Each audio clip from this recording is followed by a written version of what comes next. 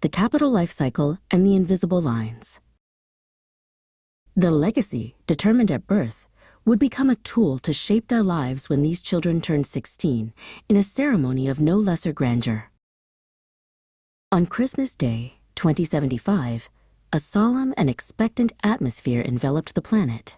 This was not the anticipation of an ancient religious event, but the excitement for the year's most significant consumer festival, the Capital Coming of Age ceremony. A synchronized stillness of anticipation, coordinated by the AI overlord, spread from the levitating apartments of Neo Rio to the sterile tech hubs of Munich. It was as sacred as a religious rite and as tense as a stock exchange floor before the opening bell. The main stage for this year's ceremony was a spectacle of corporate and technological omnipotence.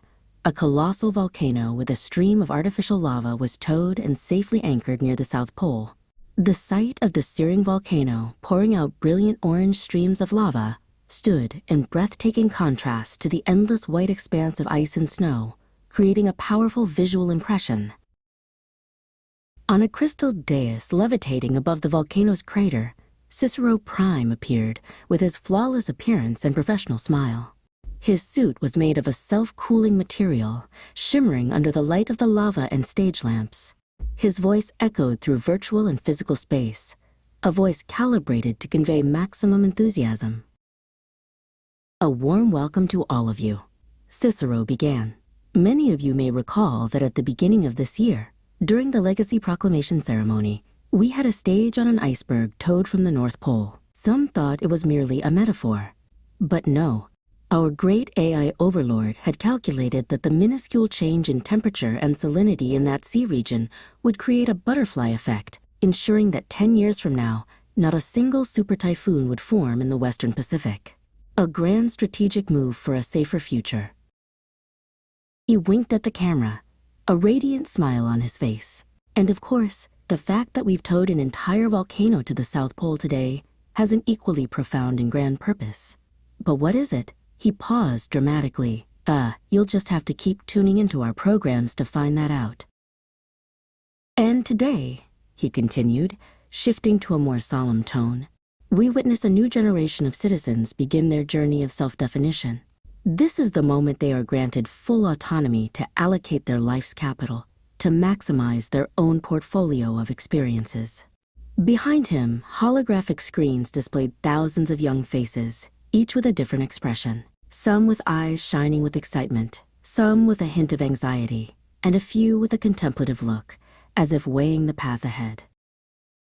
As the clock struck midnight coordinated universal time, a soft, elegant ping sounded, not from speakers, but from within the corneal interfaces of billions of 16-year-olds. Their DNA coin streams were activated.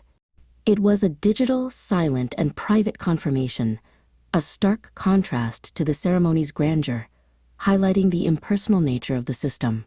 This was the beginning of their real lives, where every spending and investment decision would directly affect their future experience quotient EQ score.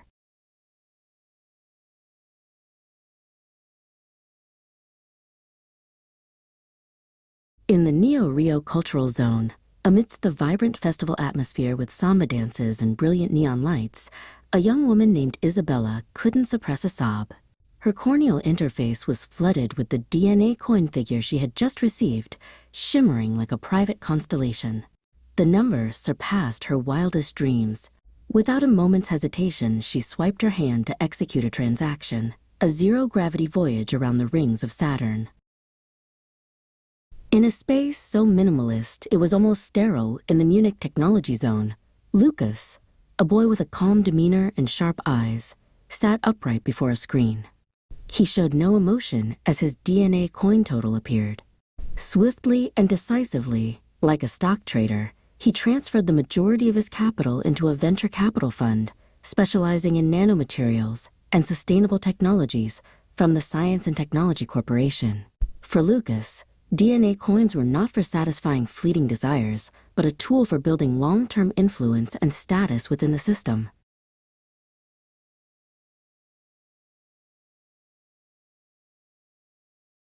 In contrast, in a room shrouded in darkness, lit only by the faint glow of an old gaming console, Kai simply tapped his interface to dismiss the capital notification. He sighed, then returned his focus to his obsolete video game. The simple virtual world, which demanded neither optimization nor competition, seemed to offer him a more genuine feeling than any digitized experience.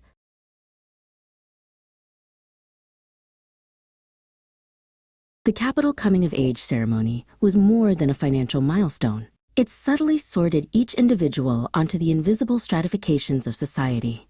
Though there were no laws, everyone implicitly understood that a person's worth was now measured by how they used their initial DNA coins to maximize their experience quotient, EQ.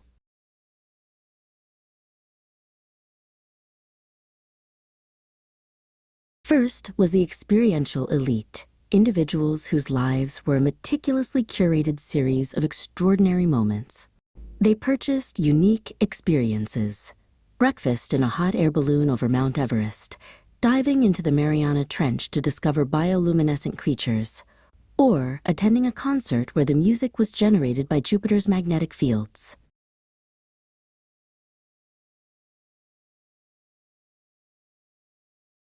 Next was the power investor class. Instead of burning DNA coins on adventures, they focused on the construction of power. Immediately after the ceremony, they would attend lifestyle philosophy fairs, where major corporations recruited promising 16-year-olds. At a glamorous booth for the Entertainment Corporation, an ambitious young producer pitched to a crowd of future Lucases. "Peace is for the weak," he declared. "We sell glory."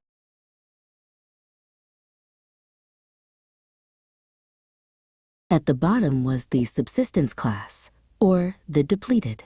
These were the people who had spent all their initial DNA coins, or, like Kai, had chosen not to participate in the race. They were not abandoned. The system guaranteed a basic welfare package, a small apartment, liquid nutrition, and access to the public entertainment network.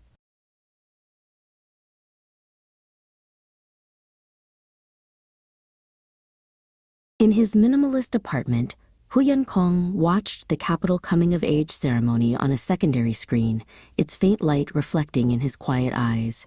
His primary attention remained on his coffee-making ritual, a ceremony he had meticulously performed for years.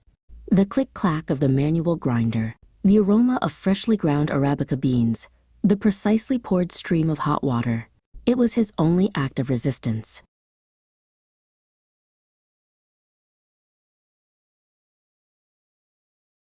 He heard Cicero Prime speak of the freedom of choice, and a faint smile crossed his lips. He had possessed that freedom for a long time. He had chosen freedom from the pressure to experience, from the burden to invest, from the endless race to prove his own worth. And now, he was imprisoned by that very freedom, a prison without bars, where the only warden was the infinite emptiness of possibilities never pursued.